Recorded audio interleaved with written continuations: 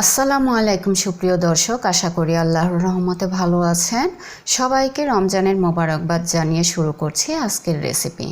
আলু দিয়ে সবাই আমরা মুরগির মাংস রান্না করে থাকি, তবে আজকে আমি আপনাদের সাথে যে রেসিপিটি শেয়ার করব, আশা করছি এই রমজানে আপনাদের কাছে ভালো লাগবে।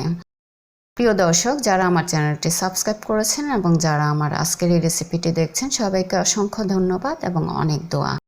যারা এখনও সাবস্ক্রাইব করেননি, প্লিজ সাবস্ক্রাইব করে পাশে থাকা বেল বাটনটি অন করে রাখুন, যেন যে কোনো রেসিপি শেয়ার করা মাত্র নোটিফিকেশন পৌঁছে যায় আপনাদের কাছে। তাহলে চলুন শুরু করা যাক। আজকের এই রেসিপির জন্য আমি এখানে দেশি মুরগি নিয়েছি 1 কেজি। আপনারা চাইলে ব্রয়লার মুরগি দিয়েও রেসিপিটি করে নিতে পারেন।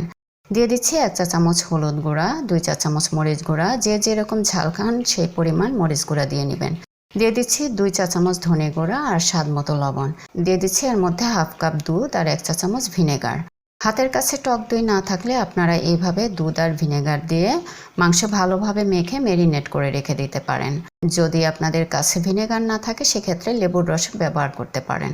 ম্যারিনেটের জন্য এক সাইড করে রেখে এখন মশলা তৈরি করে নিচ্ছি। আর এইখানে আমি যা নিয়েছি, পেঁয়াজ নিয়েছি মাঝারি সাইজের 7-8টি, রসুন নিয়েছি 2 টেবিল চামচ পরিমাণ, ক্যাশু নাট নিয়েছি 1.5 টেবিল চামচ পরিমাণ,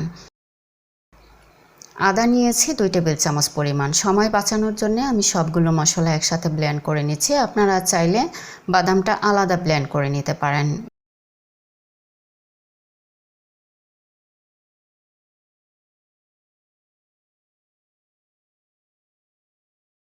মশলা ব্লেন্ড করা হয়ে গিয়েছে। এখন আমি 1 কাপ টমেটো দিয়ে টমেটো ব্লেন্ড করে নিচ্ছি। চলে যাচ্ছি মূল রান্নায়। কড়াইয়ে দিয়ে দিচ্ছি হাফ কাপ তেল। তেল গরম হতে এর মধ্যে দিয়ে দিচ্ছি আলু দিয়ে প্রথমে ভেজে নিচ্ছি। আলুর কালারটা সুন্দর দেখার জন্য সামান্য পরিমাণ হলুদ গুঁড়া দিয়ে দিচ্ছি। আলু ভাজা হয়ে গিয়েছে। আপনারা চাইলে কম তেলে আলু ভেজে দিতে পারেন। যেহেতু আমি মাংস ভাজবো, এই জন্যে আলুটা আগে ভেজে এই ভাজা তেলের মধ্যে মাংস ভেজে নিব। এর মধ্যে নিয়েছি 6টি এলাচ, 5টি লবঙ্গ, 3 টুকরা দারচিনি, 2টি তেজপাতা আর 8-10টি গোলমরিচ। তেলে দেওয়ার পর যখন চমৎকার একটি অ্যারোমা ছড়াবে, তখন এর মধ্যে মাংস দিয়ে দিতে হবে। এই পর্যায়ে আমি মাংস দিয়ে মাংস নেড়ে ভেজে নিচ্ছি। মাংস ভাজার সময় খেয়াল করতে হবে নিচে যেন মাংস পুড়ে না যায়, আর মাংসের উপরের সাইডটা যেন শক্ত হয়ে না যায়। 5-6 মিনিটের মতো মাংস ভেজে নিচ্ছি। আমরা অনেকে অনেকভাবে মাংস রান্না করে থাকি, তবে এভাবে একবার ট্রাই করতে পারেন। দেখতেই পাচ্ছেন মাংস থেকে কি পরিমাণ পানি উঠেছে। এই পানি দিয়ে মাংস কষানো হয়ে যাবে। এর মধ্যে দিয়ে দিচ্ছি ব্লেন্ড করা আদা রসুন পেস্ট, দিয়ে দিচ্ছি টমেটো পিউরি।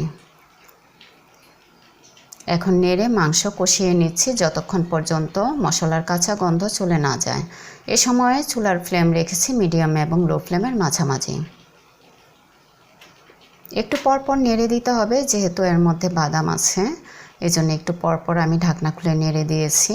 আপনারা চাইলে মশলা কষানোর পর বাদাম বাটা ব্যবহার করতে পারেন, এতে করে লেগে যাওয়ার চান্স অনেকটা কমে যায়। যখন মশলা কষানো হয়ে যাবে, কাঁচা গন্ধ আর থাকবে না, সেই পর্যায়ে ভেজে রাখা আলু দিয়ে দিতে হবে। এখন আমি এর মধ্যে আলু দিয়ে দিচ্ছি আর দিয়ে দিচ্ছি 1 চা চামচ গরম মশলা গুঁড়া। নেড়ে আরও 2 থেকে 3 মিনিটের মতো মাংস কষিয়ে নিচ্ছি।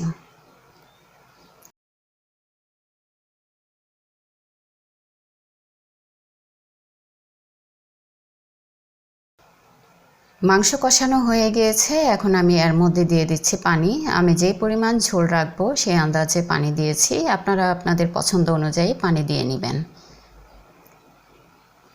এখন ঢাকনা দিয়ে ঢেকে রান্না করে নিচ্ছি মাংস সিদ্ধ হওয়ার আগ পর্যন্ত। মাংস সিদ্ধ হয়ে গিয়েছে। এখন আমি চিড়ে 5-6টি কাঁচামরিচ দিয়ে দিচ্ছি।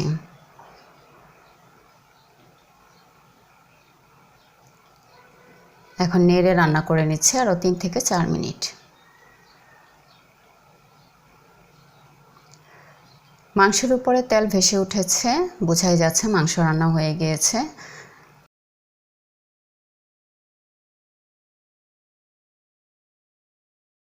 এখন আরও একবার নেড়ে এর মধ্যে দিয়ে দিচ্ছি টালা জিরা গুঁড়া 1 চা চামচ।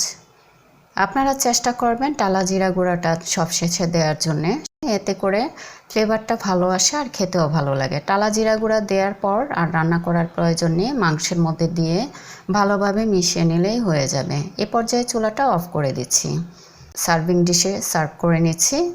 প্রিয় দর্শক, হয়ে গিয়েছে আমার আজকের রেসিপি আলু দিয়ে মুরগির মাংস রান্না। আশা করছি আজকের এই রেসিপিটি আপনাদের ভালো লেগেছে। যদি ভালো লেগে থাকে প্লিজ বাসায় ট্রাই করবেন, ফ্রেন্ডস অ্যান্ড ফ্যামিলির সাথে শেয়ার করবেন, একটি ফিডব্যাক দিয়ে জানাবেন কেমন হয়েছে আজকের এই রেসিপিটি।